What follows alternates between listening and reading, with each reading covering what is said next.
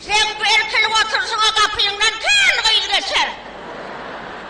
Ama düğünden ver sana bunu da vurdu be. Gidiverin yüzüne. Ay kızak şey. Long tungoy.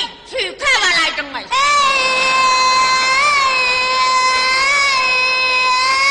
Cana. Balık suyun kenarında. Cana. Bak balık suyun kenarında dikidik oynayar. Ağır koya. Dibini vur. Bilmem bağında. Bak suyu bilmem bağında. Vah. Çürk kaynayar. Cülp otur. İkimizin bağımızda bilbil sayrap olan başacıkayım. Havuz kızı pıtırağını sıkaydan değilsenim. Hadi sünnaki almaları yattanı be, yattanı. Cana.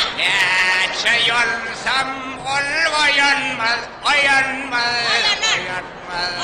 Hadi sünnaki, bak de sünnaki Koy. ay yelenem ortay. Şeydenim de oyanmayan ayağın yanında kavrun varırlı mı? Sen onu oyatacak olsun gülçaktır. Elimizin üstümüze çıkıp konsa da tiskini oyanacak. Arman şu olayda çiğin ona nokta. Vah adın ayda bilmeni. Vah utanyanı.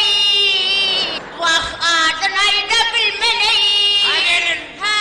Adını edip bilmeyecek bolsan milleti kösep demek düşür götürsün. Gelmeliler kendine.